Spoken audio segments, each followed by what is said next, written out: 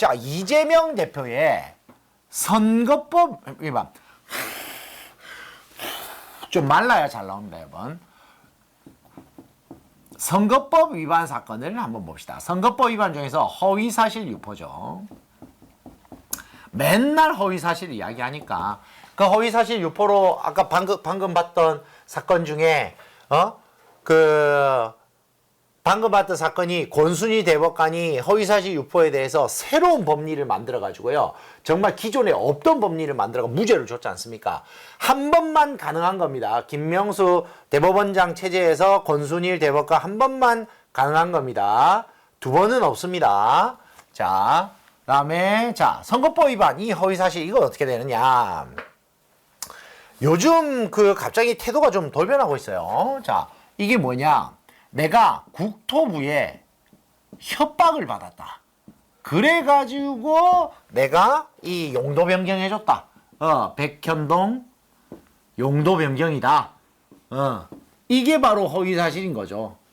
자, 그러면 뭐 주장할 수 있죠. 주장할 수 있죠. 그런데 여기서 그러면 이재명은 처음에 뭐라고 했습니까?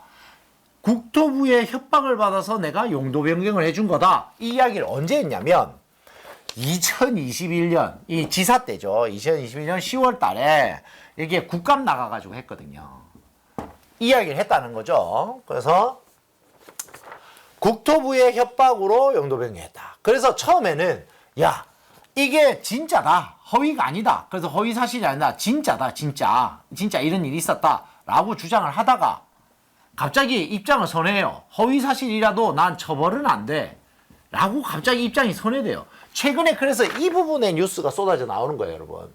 왜냐면 야, 나 국토부한테 협박받은 거 진짜야. 라고 주장을 했다가 주장을 해보니까 갑자기 여기에 이 성남시 이게 공무원들이 주거환경과장. 자, 성남시 주거환경과장이 뭐라 이야기하냐. 나는 이재명 시장의 지시만을 따랐다. 나는 이재명 시장의 지시만을 따랐다. 이 무슨 말이에요? 국토부 협박 같은 거 없었다는 거죠. 그리고 또 공무원들이 한 3명 나옵니다. 3명의 공무원들이 이야기합니다.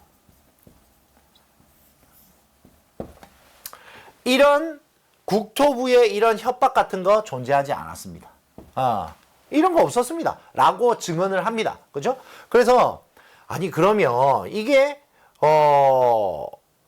허위가 아니다, 허위가 이다 이런 걸로 좀 다툼을 하는 것 같았어요. 근데 이런 식으로 증언이 쏟아져 나오잖아요. 갑자기 그러니까 이거 안 되겠거든. 왜냐하면 이렇게 증언들이 많이 나오니까 이게 진짜가 아니라 가짜로 그냥 판명이 거의 나버렸잖아요. 그러니까 이걸로 싸워서 이길 수는 없으니까 야, 내가 그래도 국감장에서 이렇게 이야기한 거는 처벌 안 돼. 이런 식으로 막 주장을 하고 있었던 거예요. 이해가 되시죠? 무슨 말이냐? 내가 이 말을 한 게 거짓으로 말을 했다 쳐더라도 이거는 국감장에서 한 말이라 면책이 되는 말이야. 면책을 주장합니다. 희한합니다. 면책. 이게 무슨 말이냐? 국회 감정법에 보면 이런 걸로 처벌받지 아니한다. 이런 말이 나온다라는 거예요. 이렇게 국회 감정 당시에 이렇게 이야기하는 것은 향후에 이 사람들의 가서 이야기한 사람들의 그런 정확한 진술을 보장해 주기 위해서 면책을 해준다라고 이재명이가 주장하는 거예요. 그래서 아니 이게 무슨 뚱딴지 같은 소리야? 그런 거 같으면은 모든 사람들이 국회 가서 다 위증하지. 누가 바른 말을 해? 위증하는 사람들 다 이 이야기 할 거 아닙니까? 국감장 가서 나 다 위증할래요. 나 다 거짓말 할래요. 그럴 거 아니에요. 처벌 안 받는다는데. 그게 말도 안 되는 소리죠.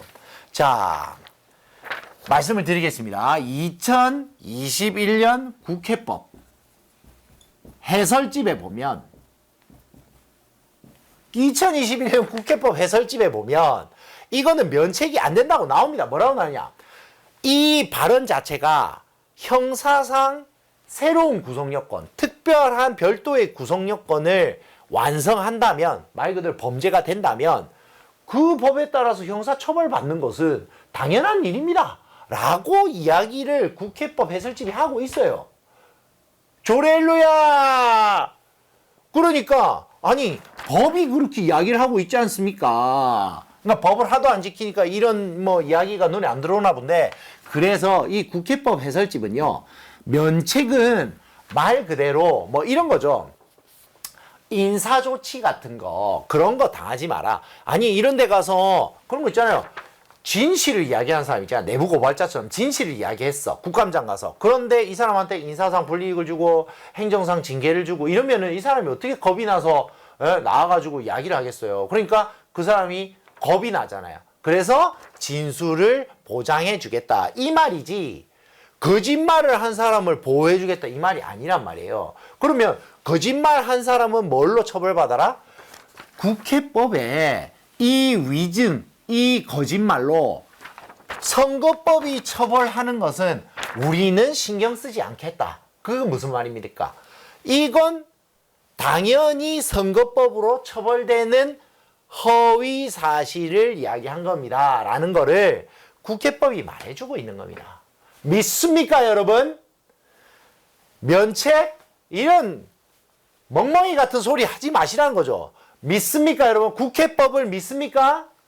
자, 그래서 선거법 위반은 별도로 처벌받는다. 그래서 면책 따위는 이야기하지 마라.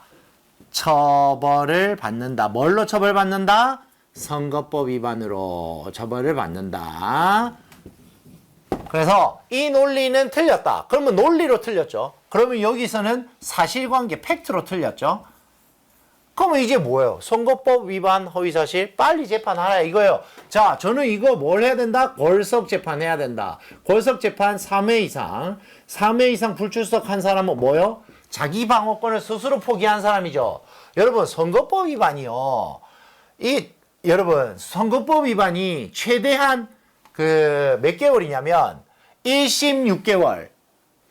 어디까지? 여기 이렇게 할게요. 자, 선거법 위반이 이것도 속도예요. 속도. 재판 지연이요. 1심 6개월, 2심 3개월, 3심 3개월. 이 뭐죠? 선거법 위반은요, 이렇게 하라고 돼 있어요. 왜? 아니, 자격도 없는 사람이 계속 국회의원 하는 걸 놔둘 수가 있습니까, 여러분? 그러니까 당연히 빨리 재판을 해서 이 사람이 자격 없는 국회의원이, 그리고 공소시효 또 6개월 있어요. 그러니까 이게 선거일로부터 공소시효 6개월 있죠? 기소하고 나서 6개월 내에 재판해야 되죠? 이러니까 1년 6개월 동안 어쨌든 해먹잖아요. 자격도 없는 국회의원이. 이걸 빨리 해결해야죠. 그리고 다른 사건은 뭐 1개월 내에 처리하는 사건도 있어요. 그렇기 때문에 이걸 이대로 놔둔다? 이 외에 선거법 위반 사건은 이렇게 한 줄 아세요? 선거법 위반은요, 속도를 내야 되는데 사람이 안 나와버리면, 원래 형사사건은 사람이 안 나오면 어때요? 재판을 못합니다. 그런데 재판을 사람이 안 나와도 할 수 있게 해주는 이유가 뭐예요? 이게 속도예요, 속도. 속도가 느려지면 안 돼서 골석 재판을 허용해 주는 겁니다. 그러면 골석 재판을 허용해 준다는 말은 골석의 요건이 되면 이재명이라는 피고인이 나오든 안 나오든 재판에서 빨리 끝내버려야죠. 왜 이거를 질질 끌고 있나 이거죠. 저는 이거 용납할 수 없다. 골석 재판 빨리 하라. 안 나온다 그러면 그냥 바로바로 재판 진행해서 선고를 하라. 자기 방어권 자기가 포기한 거 아니냐 이겁니다. 자, 여기에 맞춰서 그러면 선거법 위반 사건하고 통해가지고 우리가 보는 지금 향후 이재명 재판의 시계를 한번 보자는 거죠. 시계. 자, 뭔 시계를 보냐? 아니, 이놈의 이재명 재판은요, 재판 스케줄을 한번 보자는 거죠. 그래서 여러분, 개항을, 지금 재판 어디서 서초동. 개항을.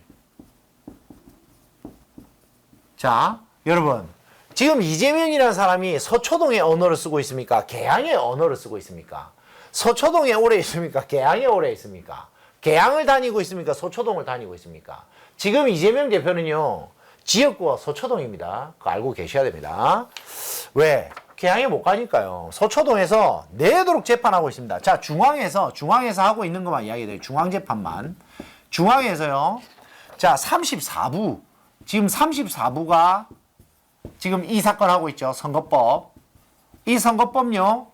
지금 격주 금요일하고 있어요. 안 됩니다. 격주금 안 돼요. 매주금 해야 됩니다. 이거 바꾸셔야 됩니다. 빨리 해서 빨리 끝내야 됩니다. 자, 제가 금요일, 금요일은 여러분을 찾아뵙지 못하고 있네요. 자, 다음 33부 두 번째. 33부, 형사 33부에서는 두 개를 하고 있죠. 뭐죠? 지금 우리가 앞서 살펴봤던 위증교사입니다. 위증교사 이거 빨리 해야 되겠죠? 지금 1월 달에 첫 기일이 잡혔다잖아요. 빨리 해야 되겠죠? 자, 이것도 월요일. 위증교사 월요일입니다. 자, 1월 며칠이었죠, 우리? 지금 빨리 진행해가지고 빨리 잡아넣어야 돼. 1월 8일. 1월 8일 월요일이죠, 월요일. 왜? 1월 6일 토요일 오후 2시 삼천포 실내체육관에서 조상규 변호사를 만나실 수 있거든요. 사랑과 전쟁. 자, 그래서 위증교사 사건이 이제 월요일 날 돌아가고, 금요일 날 선거법 돌아가고, 그 다음에 또 제일 큰 사건이 있죠. 대장동, 백현동, FC, 이게 지금 매주 화금 돌아가고 있어요. 화금. 저는 매주 화금 하는 거 오케이 좋아요. 많으니까. 근데 아무리 이 사건은요. 빨리 돌려도 화금을 돌려도 이거 4년이에요. 불구속 사건을 진행하고 있어서. 그래서 저는 아싸리 위증교사나 이 선거법을 이거 매주 이렇게 2회씩 진행해서 빨리 판결을 이거 빨리 내야 된다. 왜? 이 두 개만 해도 지금 총선에 치대한 영향. 총선에 치대한 영향.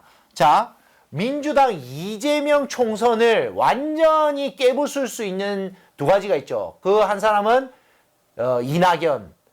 이재명 잡는 사람은 이낙연이 이준석과 연대를 한 낙성연대. 낙성연대 파괴력이 있습니다, 여러분. 낙석.